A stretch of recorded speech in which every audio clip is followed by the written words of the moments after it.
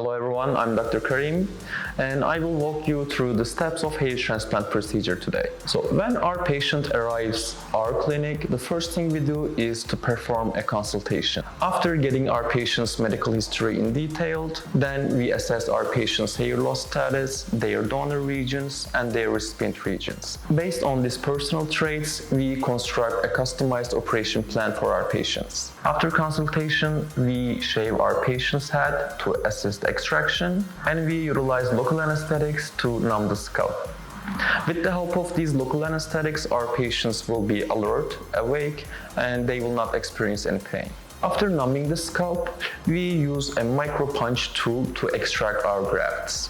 We select these grafts carefully in order to maximize the efficacy and the survival rate. Once the grafts are extracted, we examine these grafts carefully, meticulously, and we prepare them for transplantation, which involves sorting them based on their size, number of hairs they carry, preserving them in a special solution. After extraction, we start with our incision part, which involves creating tiny incisions on the recipient area only by our doctors.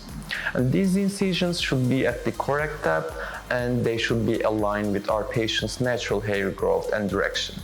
And we implant these grafts carefully to ensure the natural placement and development. After implanting all of the grafts carefully, we cover our patient's donor region with a medical dressing, but this dressing will be removed the following day, and on that following day we will perform our first hair wash. The recovery time frame after FUE hair transplant varies by person. After the transplant area may be inflamed and the transplanted grafts may create microscopic scabs. This is natural and a normal part of recovery process, which only lasts 10 to 14 days.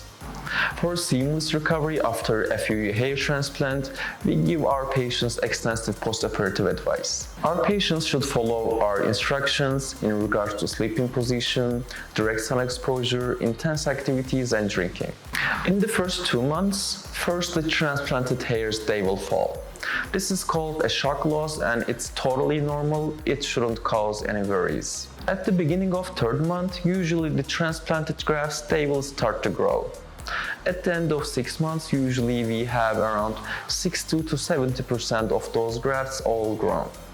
The following 6 months, the remaining grafts will grow and all of these grafts will become thicker and you will see major improvements.